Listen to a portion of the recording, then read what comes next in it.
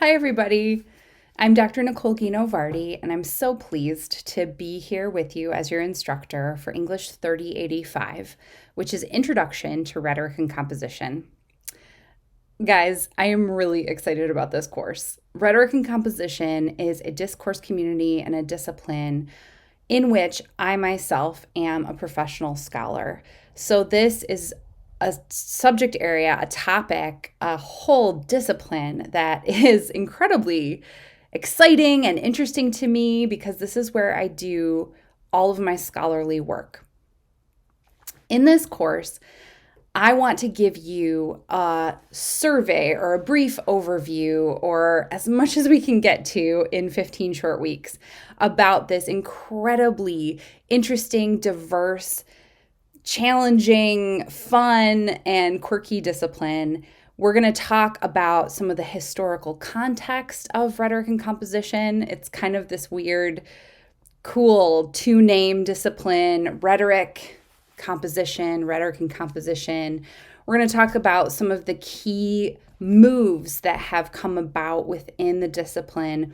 And we're going to talk a lot about some contemporary topics and issues that are being discussed right now between myself and other scholars like me who write and work in this discipline.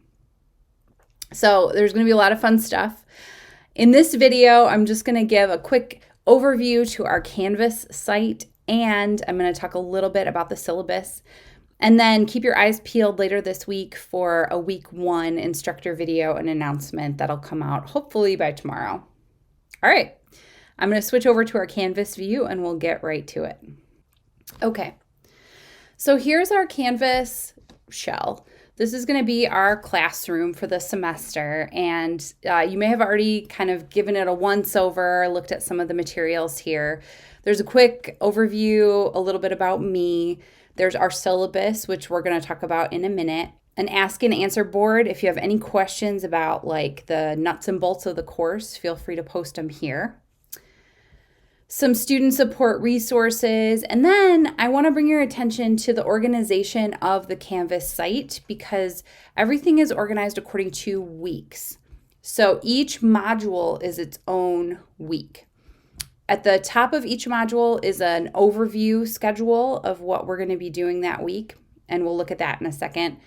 But also you'll see that all of the readings that are relevant to that week, as well as the homework assignments, everything's posted within that week's module. So you should be able to access it in multiple ways. When we look at the schedule, when you click on, say, the week 1 schedule, you'll see an overview of all of the tasks that we have for the week, including everything that we need to watch, everything that we need to read, and everything that we need to write for that week. And one thing in particular I want to bring your attention to is this suggested schedule. So we've got a Wednesday, Friday, Sunday schedule. This is a loose suggestion, but one that I recommend you consider and take up, whether it's exactly Wednesday, Friday, Sunday, or something like it. Because when we break down the activities for the week over the course of time, it becomes much more manageable and the workflow becomes a lot better. So try to do the Wednesday stuff on Wednesday-ish, the Friday stuff on Friday-ish, and the Sunday stuff on Sunday. And then you'll be in a better position. You won't feel maybe so overwhelmed, like it's all piling up. Okay, so really quickly, I'm going to look at our syllabus here. I'm not going to go over every single word of this. You guys can read through it on your own time, but I do want to hit some high points. First of all, office hours. I'm mainly available Monday, Tuesdays, and Wednesdays in the afternoon. But if you just shoot me an email to make an appointment, we can set up a Zoom at almost any time. You guys can read through the description of the course, the learning outcomes. For our purposes, all of our texts are available online, and I've posted links to them within our Canvas site. If you want to access and print any of the Adler, Kastner, and Wardle text, you can feel free to go ahead and do that. You can print out anything basically from the course site. In terms of computer use, now that we've been fully online for a semester, you guys pretty much know the drill, right? It's really important to know that you have access to the internet. It's important to be up to date with your technology. Like Andy Bernard, though, you want to make sure that not only you have a backup, but you have a safety. So what's your plan B? What's your plan C if, say, the power goes out or if your device fritzes? Do you have someone you can borrow a device from? Do you have someone in your pandemic bubble you can go to their house and get Wi-Fi, or coffee shop that has safety protocols in place, right? So because it's pandemic times, there's like an extra layer of logistics we have to consider, but just make sure that you have that on the back burner of your mind already. Now, every course I teach online, you can go about it one of two ways. You can just survive or you can thrive. I think you can guess which one I want for you. I absolutely want you to thrive in this class. So just to survive, you just got to do all the work by Sunday. That's it. Every week, just get it done. But as you'll read here in my explanation, there's a certain amount of work that I'm assigning to you. And so if you think about it in terms of like broken up over several days, it will just not be so much of a drag. You know what I mean? So in order to thrive, make sure that you are not just going through the motions of the class, that you're thinking about each assignment and how they fit into each other, and that you're giving yourself enough time to thoughtfully and thoroughly accomplish each one over the whole week. Make sure that you have a good, safe space to work and that you have time in your week.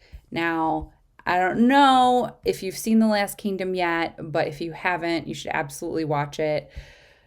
Don't watch it, though, when you're trying to work on this class, because you'll get sucked in. It's so good. But I want you to not get sucked into a show while you're working on this course, because I want you to be doing your best thoughtful work. I'm going to let you guys read through the assignment descriptions and all of the grading stuff. One thing to make note of is the respect policy. Because we're online, it's even harder sometimes, I think, to really communicate tone appropriately. So make sure that you're showing each other the utmost respect.